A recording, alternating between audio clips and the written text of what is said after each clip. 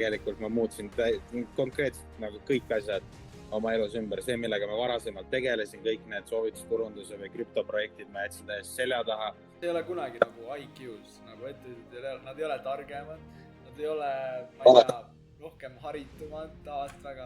Pigem on just see, et nad lihtsalt julgesid nagu kätte võtta ja ma arvan, et üks suurim väärtus, mis üldse ettevõtjal on see kannatus lihtsalt selle valu nii-öelda põrguse, selle lahingu välja lihtsalt pidada vastu, isegi kui kõik tundub täiesti lootusetu, aasta aega tööd teinud, 0 eurot käivet. See on Fallon, ta on 31, ta on eestlane, kes on Filipiinidel elanud nüüd, kui mitu aastat juba? 3 aastat, super. Sinu oma või? Ikka jah. Crazy, mis ta nimi? Ma ei tahtnud üldse kassi, aga siis X tahtis vaata. Lõpuks ma armusin ära, ma ei andnud ära ka. See on minu kass nüüd on kõik. Mis kassi nimi on? Pixi. Amazing. Ühesõnaga, räägi palun, millega üldse tegeled? Mis sa Filipiinil teed üldse? Võib-olla ma alustan täiesti algusest, et üldse aru saada, miks ma üldse siia jõudsin või kust otsus tuli. Ja tegelikult täitsa lihtne Eesti maapoiss ka Harjumaalt ja siis mingi aeg oligi 2017 sai Soome kolitud. Long story short, sai 6 aastat, 7 aastat seal elatud. Proovisin algus ehitust, nagu iga eestlane läheb sinna, keelt suus ei ole. Mingi 3 kuud proovisin võib-olla seda abitöölist ja siis koristust ja asju ei olnud minu jaoks. Läksin kohe edasi, siis hakkasin kokaks läksin õppima. Ja olingi, lõpuks 6-7 aastat tegin kokatööd ja teenindaja. Et tegelikult üks põhjus, miks ma läksin seda tegema, oligi, ma tahtsin alati, unistus oli alati Hispaanias, kuskil enda baar, ranna ääres, live musica, head toidud, kokteilid, asjad. Ja sellepärast ma läksingi nagu seda õppima ja töötasin. Ja mingi hetk oligi nagu, et okei, et tegelikult peaks hakkama mõtlema, kuidas nagu raha ka korralikult nagu teenida, mitte tööl käia lihtsalt. Siis tekkisidki erinevad väljavaated ja mõtlemised ja asjad ja siis oli populaarne. Ma sain aru, et müük ja turundus on see, mida nagu tegema peab. Ja siis ma tegelikult inimesed tulid tutvustama mulle, kuidas ma ütlen, soovitusturundust. Ja siis ma alustasingi, ma tegin, ma arvan, mingi 6 aastat Eestis, Soomes tegin nagu soovitusturundust. Ja siis peale seda Soomes oligi viimane kokatöö, peal saarel oli 2021 aastal. Ja siis mäletan, mul on veel video, kus ma olen seal viimasel tööpäeval, siis ma teen, et see on mu viimane tööpäev, ma kunagi ei tee kokatööd, vaata. Iga august ma vaatan seda, kui ta tuleb nagu meha. Ja see oligi, siis ma otsustasingi sõbraga Hispaaniasse kolida. Otseselt ei teadnud, mida teha, mingi 1,5 või 2 tonni oli taskus. Läksime sinna, aga siis ikkagi, kuna me juba netis toimetasime mingi krüptoprojektide ja soovitusturundu asjadega, siis sai nagu seal midagi ikkagi käima tõmmatud ja tehtud. Hispaanias elatud, nauditud, üliägedaid inimesi kohatud seal.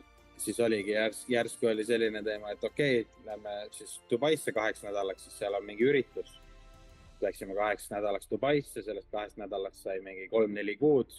Sai Dubais nii-öelda elatud ja samamoodi kohatud üli palju erinevaid inimesi ja tehtud nii-öelda siis seda äri kogu aeg.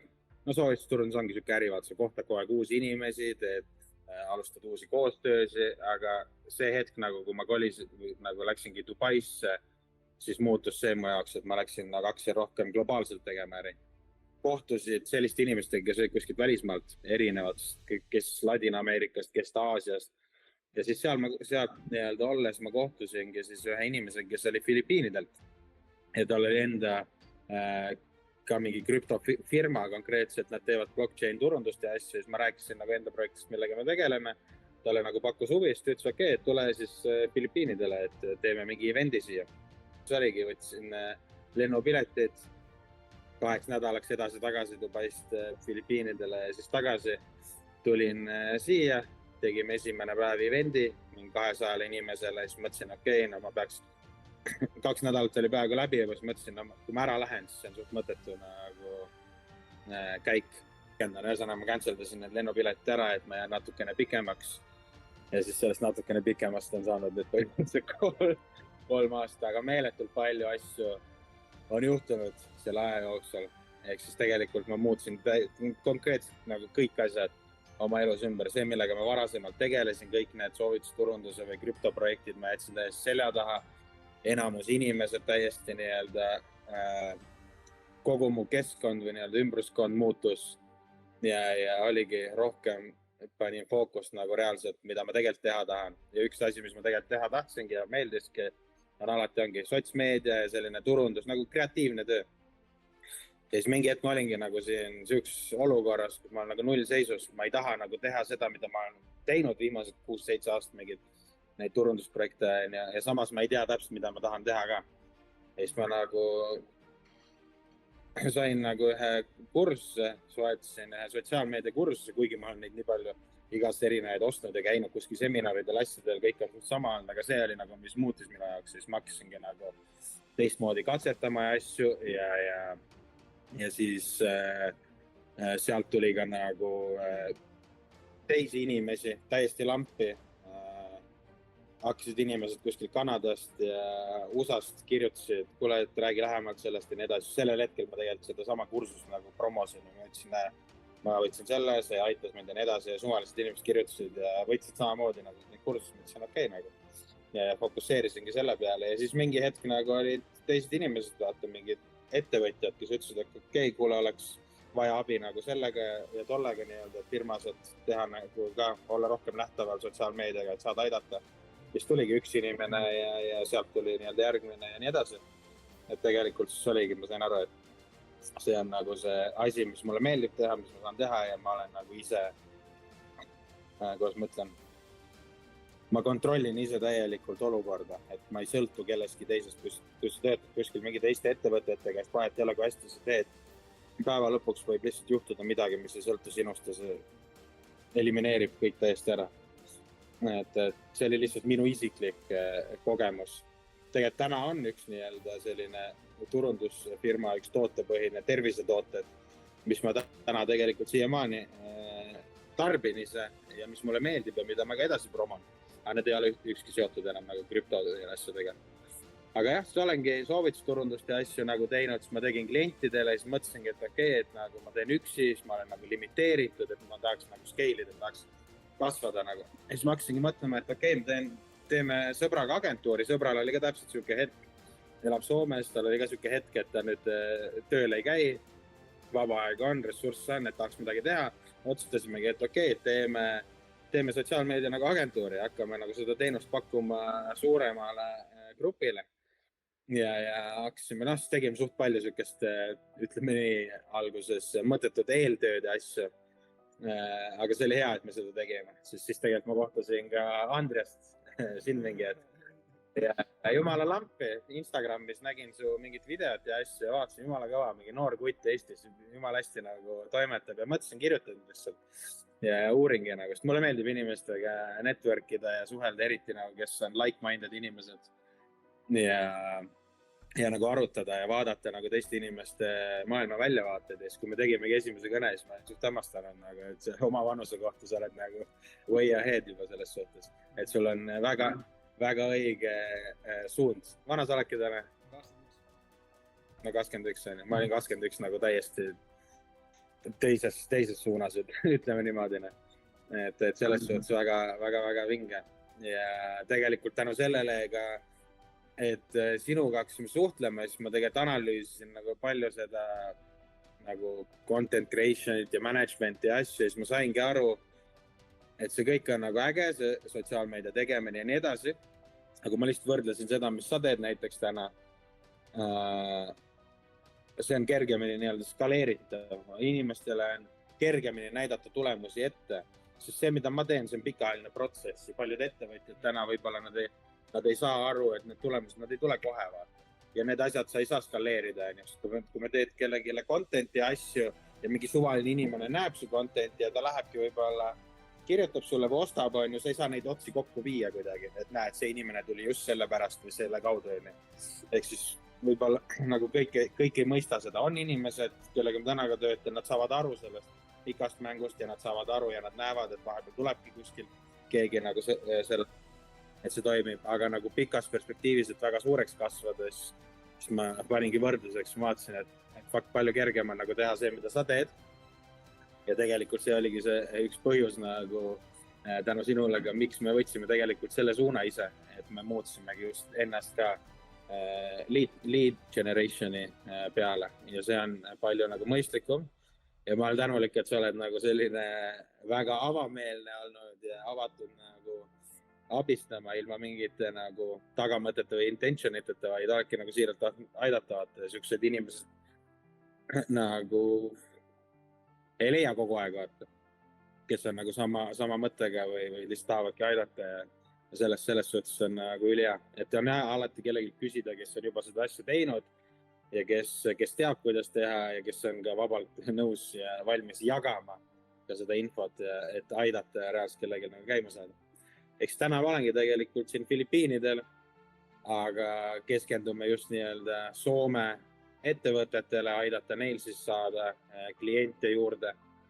Vahepeal siin on hea, mis mulle meeldib, siin on esiteks elatustase on madalam, teiseks on see, et loodus on vinge. Ma nagu täiega kaifin just loodust. Esiteks, kui käia kuskil ookeanis ujumas ja kogu aeg on supp, vesi või siis teine variant on käia mägedes.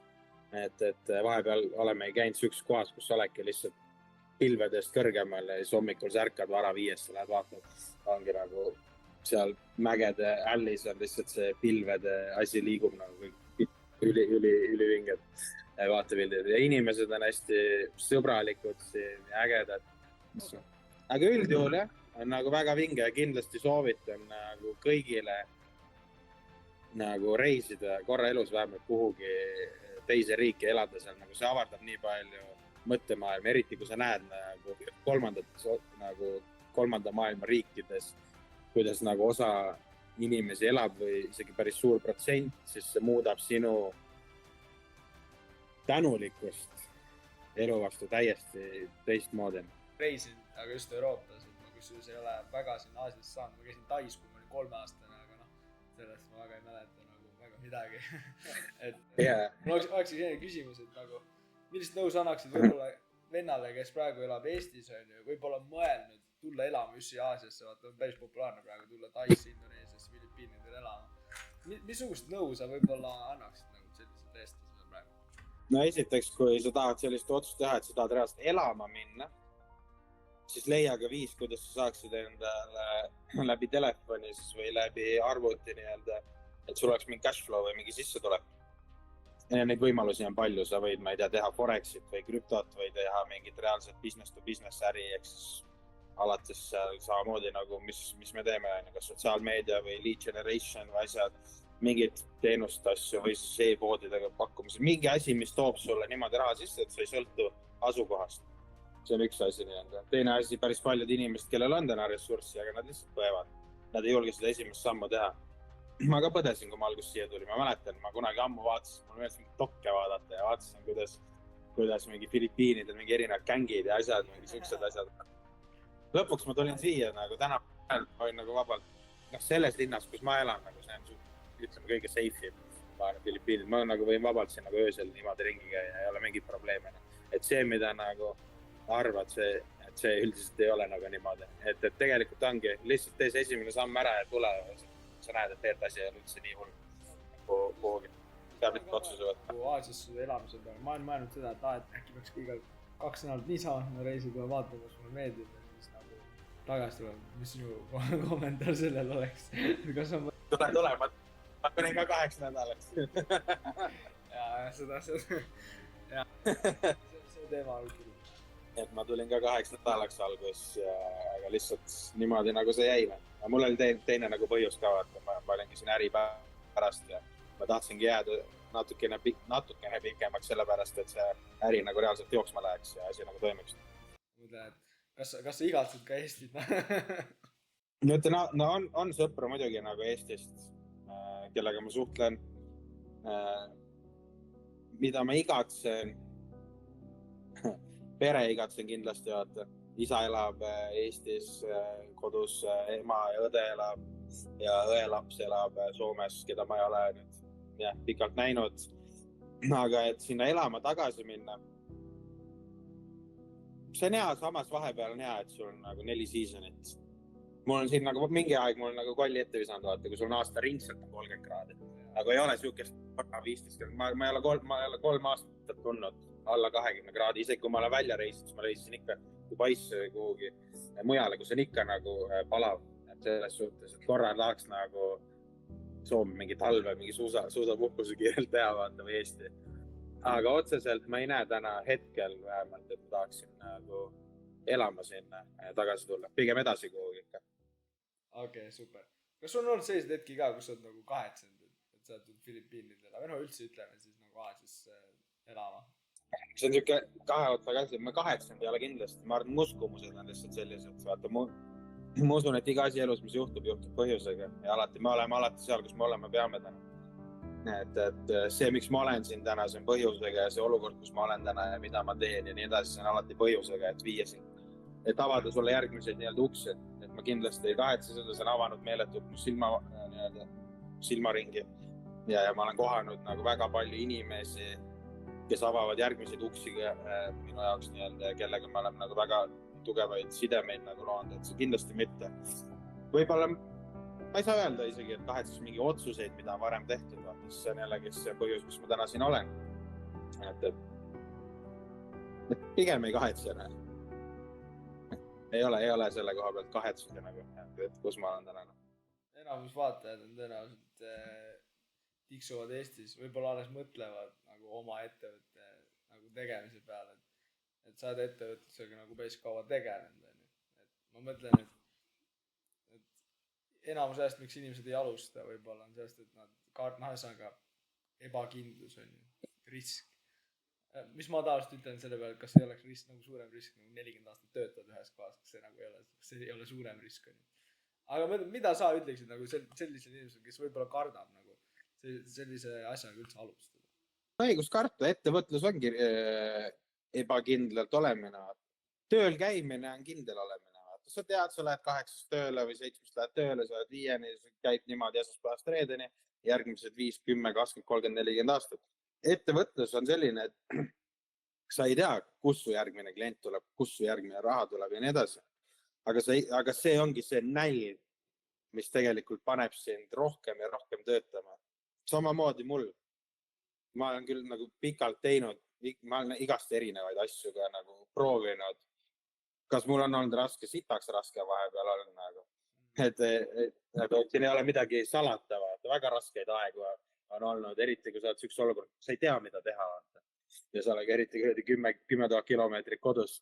Aga need on kõige paremad ajad tegelikult ja sellest saad alles hiljem nii-öelda aru, kui asjad jooksevad, siis täpselt nendel aegadel tulevad su ellu olukorrad ja situatsioonid, mis suunavad sind nagu teisele teele. Siis kui sul läheb kõik, kui sa elad kindlat elu, sul on kõik nagu rutiini järgne, siis sul ei toimu mitte mingit arengut seal. Eks tegelikult kõik edukad inimesed räägivad täpselt sama. Sukeldu sinna merre teadmatusesse ja faili nii palju, nii kiiresti, kui sa saad, sest see on see viis, kuidas sa õpid. Ei ole see, et practice make perfect, kuidas sa ütled seda, see harjutamine teeb meistriks saata. Sa võid harjutada sama asja valesti 10 000 korda ja siis jäädki seda valesti tegema, aga kui sa analüüsid, kui sa failid midagi ja sa mõtled, okei, mida ma oleks saanud teha paremini, nagu see on see, kuidas sa kasvad ja kui sa mida rohkem sa failid, mida rohkem sa analüüsid, seda kiiremini, seda paremaks sa nagu saad. Ja kui sa oledki lõpuks parem, siis sul jääb neid olukordasid ja situatsioone vähemaks ja vähemaks, kus sa oled ebakindel või kus sa nii-öelda ei tea nii-öelda järgmiseid samme ja nii edasi. Eks see tuleb kõik kogemusega. Kui sa seda esimest sammu ei tee, seda riski ei võta, seda tunnet ei tunneta korra, siis sa jäädki sinna samma kindlasse tundesse ja kas see on ka parem. Mõndad inimeste jaoks on see täiesti okei, vaata. Inimesed on erinevad eesmärkid. Aga kes teab, täna tunneb, nad tahavad midagi rohkemat, siis see on see teekond, mida iga inimene peab läbi käima, kes tahab nagu sinnamaani jõuda. Kui sa meenutad oma kooliaega, veits võib-olla, siis kuidas seda üldiselt seda olukorda nagu näed? Sest ma rääkisin ka, mul on üks tuttav, kes ka nagu ei tee enamus asju, sest ta ala vanemad ei usu temasse või vanemad sunnivad kooli minema või mis iganes. Et nagu, kas sul on ka seda mõjutust võib-olla olnud? Ma arvan, et seal on nagu pros ja cons. selles suhtes kool on ikkagi hea, kus sa saad põhiteadmised ja asjad, sa õpid lugema ja nii edasi ja nii oskad matemaatikat, sa tutvud paljude inimestega. absoluutselt. Et see väga peal, kui sa suures pildis tegelikult vaatad ajalugu, miks koolid, kuidas koolid on üldse nagu ehitatud ja mis selle suur põhjus üldse oli, et long story short nii-öelda saada rohkem massitöölisi, mis sel hetkel vaja oli, siis sellepärast süsteemid olidki niimoodi lihtsalt üles ehitatud. Kui ma vaatan, need süsteemid on täna samamoodi ikkagi jätkuvad. Koolisüsteemid on. Oma kogemust, ma ei tea, ma olin alati selline nagu inimene, kes, ma tegin täpselt nii palju, et lihtsalt get by. Mul olid kõik hinded täpselt lihtsalt rahuldavad. Ma oleks kindlasti saanud paremini, kui ma oleksin effortit nagu sinna pannud. Aga ma tegin täpselt nii palju, et ma nagu püsiks veepinnal. Ma arvan varakult juba selle uskumuse peale, et tegelikult paberid ei päästa meid kunagi, vaid pigem teadmised. Ja ma nagu keskendusingi sellele, et mida ma tean ja mitte sellele, et okei, et nüüd ma saaksin selle ülikooli paberi või nüüd ma saaksin selle, ma ei tea, mingi kutsepaberi ja nii edasi. Ma arvan, et tegelikult mul ongi, ma olen ainult 9 klassi lõpetanud, peale seda läksin gümnaasiumisse, 1 aasta olin, kukkusin välja, siis läksin kutsehariduskooli, seal olin 2 aastat, olin ära, ei lõpetanud, läksin, siis kolisin Soome ja sinna kogu kooli ajalugu läksin. Päeva lõpuks tegelikult selleks edukaks saada, kas sulle vaja kooli, paljud teavad, et see ei ole nagu täna vajalik, aga oleneb, mis eesmärgid kellelgi on, kui keegi tahabki võib-olla mingi väga spetsiifilise tööga tegeleda, siis tal ongi võib-olla mõistlik minna mingeid asju õppima. Aga jah, see on nagu vastus su küsimusel nüüd, et surutakse maha, see on täiesti okei. Kui sa vaatad täna nagu seda protsenti, et kui suur mass on nagu siis selles, ütleme, keskklassis, kui suur, ütleme, tavatöölisi ja siis ettevõtjaid, siis tegelikult väiksem protsent on ettevõtjaid. Ja suurem osa ei tahagi, nagu nad ei mõtlegi ettevõtluse peale ja siis nad teevadki maha, sest nende jaoks sellist fänne. See ei ole kunagi nagu IQ-s, nagu ettevõtjad, nad ei ole targemad, nad ei ole rohkem haritumad, tavaliselt väga. Pigem on just see, et nad lihtsalt julgesid nagu kätte võtta ja ma arvan, et üks suurim väärtus, mis üldse ettevõtjal on see kannatus lihtsalt selle valu nii-öelda põrgu selle lahingu välja lihtsalt pidada vastu, isegi kui kõik tundub täiesti lootusetu, aasta aega tööd teinud, 0 eurot käivet, et siis lihtsalt selle asemel, et nagu lõpetad ära, siis ikkagi täiesti tuimalt nagu edasi panna. Ma arvan, et see on kõige suurem väärtus, mis nagu sa võid lihtsalt edasi teha. et ja, lihtsalt kannatada selle valu sees. Et seda ma olen ka kuulnud hästi nagu palju ja see vastab 100% nagu tõele selles suhtes. Kui sul oleks paari lausega nüüd ütleme öelda ühele noorele Eesti inimesele, kes mõtleb alles, mida oma eluga võib-olla teha, siis mis sa talle ütleks? Lihtsalt alusta midagi. Proovi, katseta. Vaata, proovi paar kuud, kui sulle meeldib, kui see on südamelähedane, jätka. Kui sulle ei meeldi see, siis proovi midagi muud, vaata. Minu arust see on nii ajuvaba, et meil surutakse ühiskonnas seda peale, et sul peab mingi plaan olema nagu paigas, et mis sa nüüd 20 aasta pärast kes või mis asi sa oled, vaata. See on nagu minu arust täiega bullshit, nagu sellist asja reaalselt nagu ei ole olemas. Eriti see, mis võimalused meil tänapäeval tulevad kogu aeg peale seoses AI-dega ja igasugust, et need asjad tuleb nii palju uusi võimalusi ka peale, eriti just noortele, et väärtust tuua kellegile. Et selles suhtes ma olen täiesti nõus. Kõige parem tööriist või nagu asi, mida teha ongi, mine, ma ei tea, ChatGPT-sse või Geminisse või kuhugi, mida iganes sa kasutad, mine sinna ja ütlegi, ma tahaksin midagi teha, ma ei tea, mida teha, küsi mult küsimusi, et ma saaksin aru, mida ma tegelikult teha tahan. Ja ta küsib sult küsimusi ja niimoodi lihtsalt sukeldu sügavamale, kuni sa võib-olla leiad sealt mingid nii-öelda vastused. Aga kõige parem ongi lihtsalt, kui sa istud, ega siis mingi uusi ideesi ei tule, kui sa hakkad midagi tegema, siis sealt sünnivad uued ideed, uued võimalused ja nii edasi. Ja lõbekandik, kui keegi taast ette ka sulle ei too, et näed, siin on kõik asjad, mis sa kunagi tahtnud vaadata. Ei tule jah. Tihti juhtu. Okei, aga tänud sulle, Fallon. Me teeme selles suhtes koostööd edasi. Mulle alati meeldib teid aidata, selles suhtes kõik super. Et suured tänud ja näeme varsti jälle. Super, tänud sulle, Andres.